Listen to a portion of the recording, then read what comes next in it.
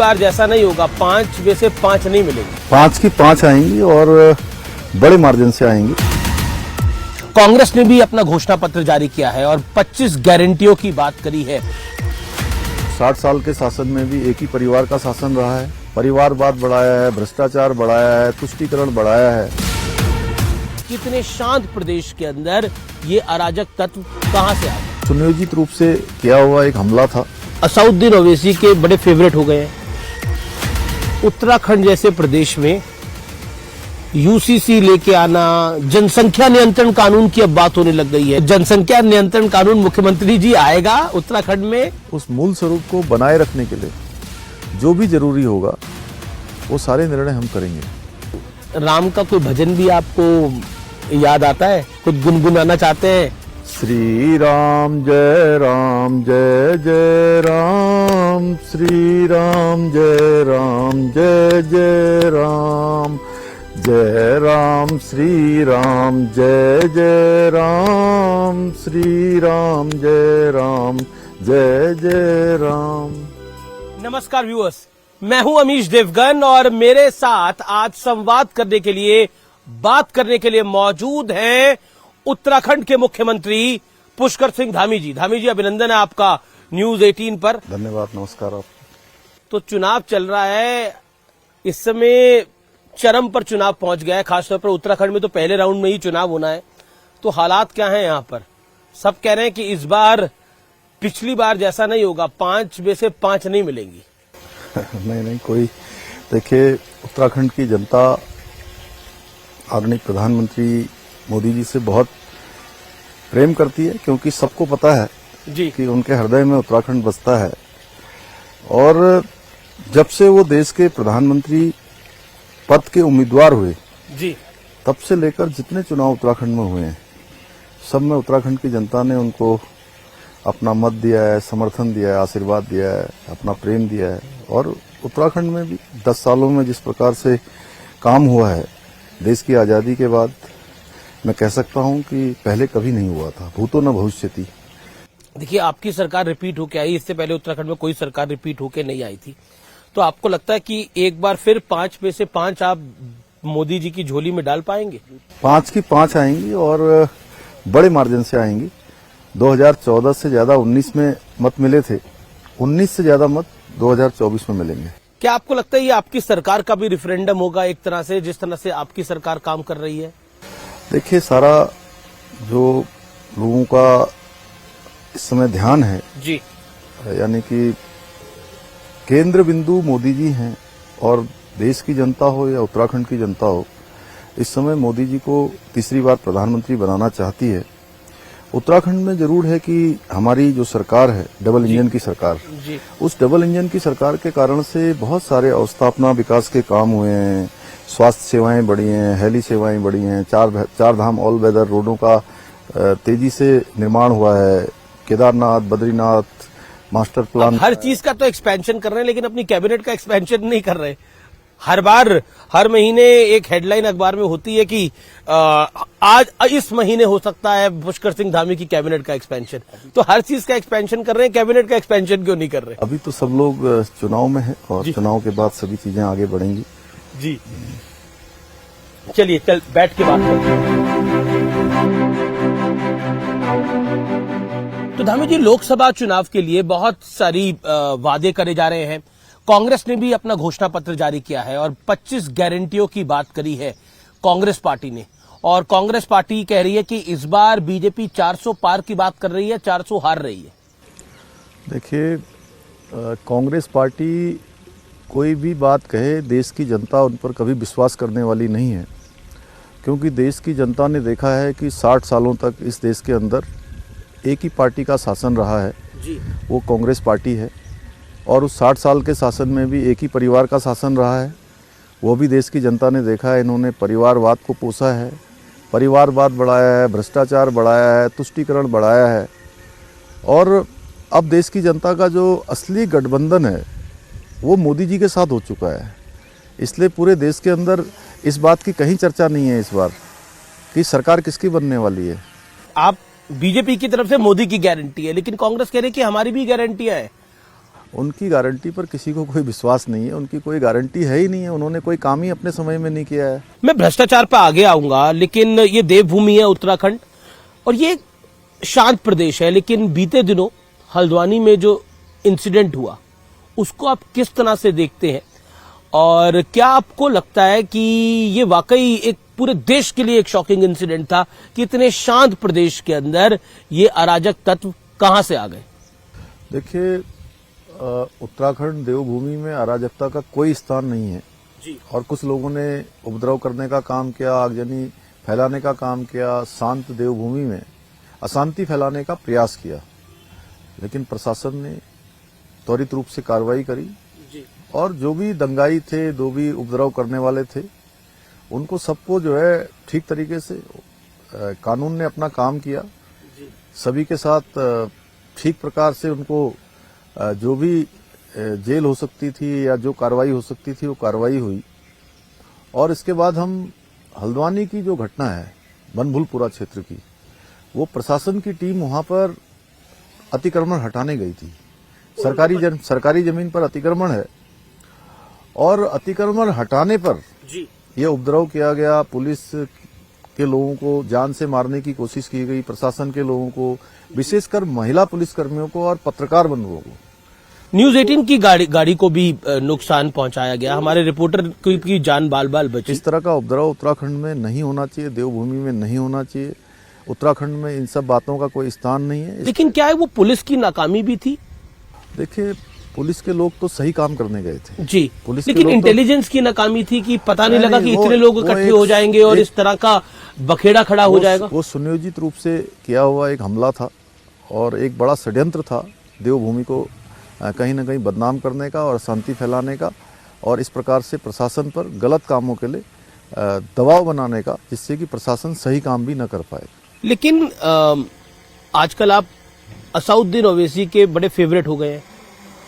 आप जब से यूसीसी आपने लागू करने की बात गई है, ओवैसी कहते हैं कि उत्तराखंड जैसे प्रदेश में यूसीसी लेके आना, जनसंख्या नियंत्रण कानून की अब बात होने लग गई है, ये सब कुछ जो है ये सही नहीं है, ये चाहते नहीं है ये प्रदेश शांत रहे। और हल्द्वानी की घटना पे भी वो बोले थे कि एक तरफा जब कार्रवाई होगी तो ये सब होता ही है। फिर देखिए, यूसीसी हमारी पार्टी का देश आज़ादी के बाद से लेकर हमेशा एक संकल्प रहा है। भारत के अनुच्छेद 44 में, संविधान के अनुच्छेद 44 में इसका प्रावधान किया गया है जी।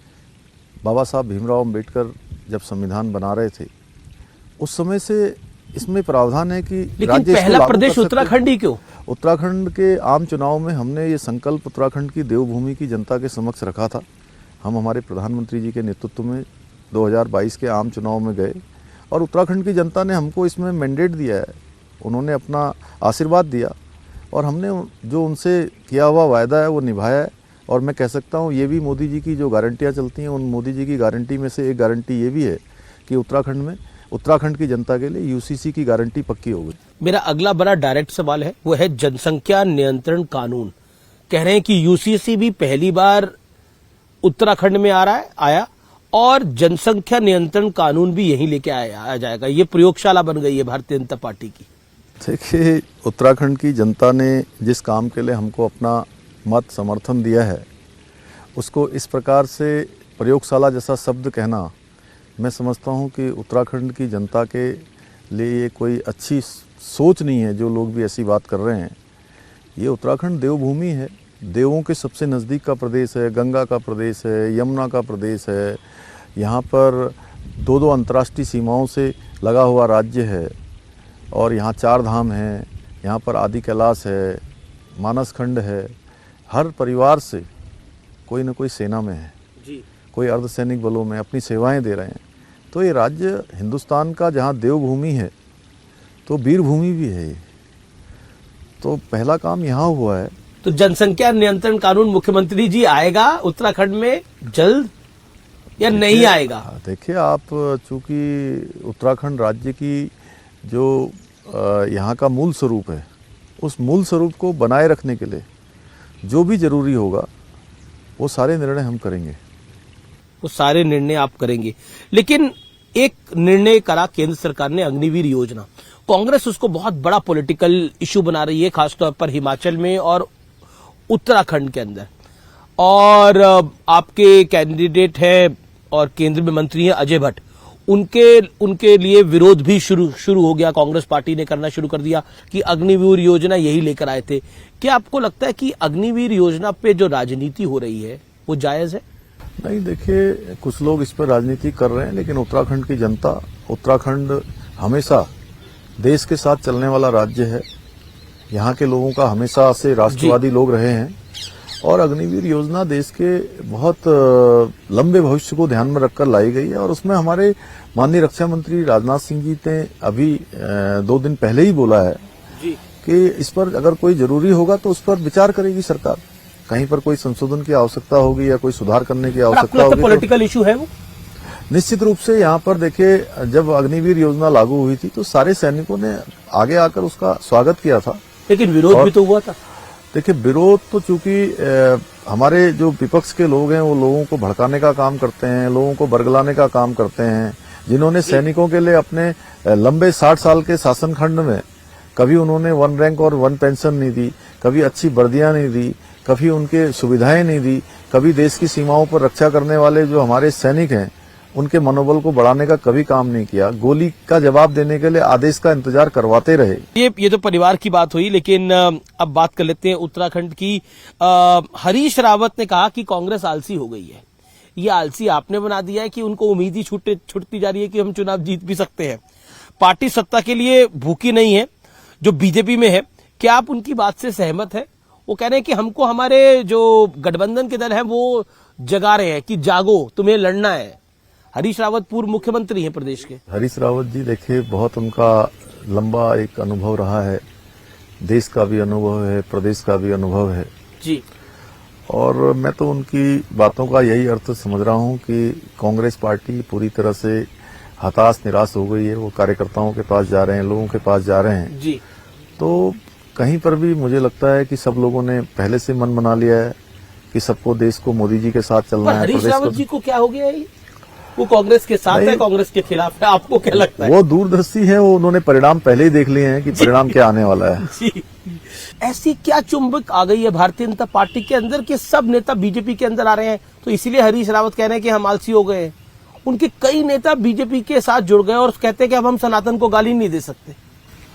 देखिए, आज पूरा देश जो मोदी जी के साथ चल पड़ा है, सबने मन बना लिया है कि एक भारत श्रेष्ठ भारत का जो संकल्प है उसमें अपना योगदान देना है। भारत को विकसित भारत बनाना है, भारत को दुनिया का श्रेष्ठ भारत बनाना है जी। भारत को दुनिया की तीसरी अर्थव्यवस्था बनाना है। तो जो काम आज मोदी जी कर रहे हैं उससे चाहे कोई भी पार्टी अलग अलग हो, दल अलग अलग हो सकते हैं, लेकिन सबका अंदर से ये मानना है कि मोदी जी के नेतृत्व में बहुत अच्छा काम हो रहा है। क्योंकि मैं विदेशों में भी गया, वहां भी मैंने देखा कि जो प्रवासी भारतीय हैं जी, उनका भी सीना चौड़ा है, वो भी गौरवान्वित हैं, उनका भी मान सम्मान बढ़ा है। हरक सिंह रावत, ईडी आजकल उनको बड़ा परेशान कर रही है। देखिए, उनका जो भी प्रकरण आया है वो माननीय न्यायालय ने उस पर एजेंसियों को कहा होगा या माननीय न्यायालय के आधार पर हो रहा है, उसमें सरकार की तरफ से कोई ऐसी बात नहीं है यहाँ। लेकिन आपकी पार्टी पर आरोप है कि क्योंकि वो बीजेपी छोड़ के गए इसीलिए उनको खामियाजा नहीं, वो लोग, माननीय न्यायालय में, उच्चतम न्यायालय ने इस पर आदेश किया था और जो सीबीआई जांच के आदेश हैं वो भी उच्च न्यायालय से हुए हैं। सरकार के स्तर पर इस पर कोई कार्रवाई नहीं हुई है। लेकिन क्या आपको लगता है भ्रष्टाचार इस चुनाव में 2024 के लोकसभा चुनाव में एक बड़ा मुद्दा है? निश्चित रूप से। देखिए, जब मोदी जी कह रहे हैं कि देश से भ्रष्टाचार समाप्त करना है, भ्रष्टाचारियों को जेल में डालना है, तुष्टीकरण समाप्त करना है, परिवारवाद समाप्त करना है, तो ये विपक्षी दल गठबंधन बना रहे हैं, देश की जनता देख रही है। लेकिन क्या आप थोड़ा शॉक थे जब अरविंद केजरीवाल का अरेस्ट हुआ? क्योंकि पूरी आम आदमी पार्टी की सीनियर लीडरशिप जेल में चली गई थी। हालांकि संजय सिंह बहुत दिनों से, देखिए, बहुत दिनों से चल रहा था और बार बार उनको ईडी सम्मन भेज रही थी, ईडी उनसे पूछना चाहती थी, वो नहीं आ रहे थे। और उनके मंत्री पहले ही सत्येंद्र जैन हो या मनीष सिसोदिया हो, पहले से जेल में थे। तो मैं क्या, एक सामान्य व्यक्ति भी समझ सकता है कि भाई ये जांच चल रही है, जांच में सहयोग करना चाहिए, अगर जी। कोई तथ्य है तो तथ्य देने चाहिए। एक सवाल मैं आपसे बतौर मुख्यमंत्री पूछता हूं, क्योंकि उत्तराखंड एक प्रदेश है और आप, ये पूर्ण स्टेट है और आप इसके मुख्यमंत्री हैं। दिल्ली एक आधी स्टेट है, उसके मुख्यमंत्री अरविंद केजरीवाल है, लेकिन वो कहते हैं मैं जेल से सरकार चलाऊंगा। क्या जेल से कोई सरकार चलाना संभव है धामी जी? देखिए, बतौर मुख्यमंत्री आपका नहीं, अनुभव क्या है? देखिए ये आसान काम नहीं है, क्योंकि बहुत सारी मीटिंगें होती हैं, कैबिनेट की मीटिंगें होती हैं, मौखिक आदेश होते हैं जी। बहुत बार। चूंकि इस प्रकार की चीजें होती हैं, पद एवं गोपनीयता की जो शपथ होती है, हर चीज लिखित में नहीं हो सकती है। तो बाकी तो चूंकि उनका मामला अब न्यायालय में है, न्यायालय भी उसको देख रहा है। और पर एक आपको लगता है कोई मुख्यमंत्री जेल से सरकार चला सकता है? जी, ये व्यवहारिक नहीं है। व्यवहारिक नहीं है, क्योंकि लालू जी ने भी इस्तीफा दिया था, जयललिता ने भी इस्तीफा दिया था। तो आप कह रहे हैं ये व्यवहारिक नहीं है, ये संभव नहीं है? संभव नहीं है, व्यवहारिक नहीं है। एक और सवाल जो कि आता है कि अतिक्रमण के खिलाफ आपने एक बड़ा अभियान चलाया, बुलडोजर चलाया। जैसे उत्तर प्रदेश में योगी आदित्यनाथ बुलडोजर बाबा बन गए, आपने भी बुलडोजर की रफ्तार को इतना बनाया कि अब आपको भी लोग कहने लग गए कि अब आप भी यूपी मॉडल फॉलो कर रहे हैं और बुलडोजर पे बुलडोजर चला रहे हैं।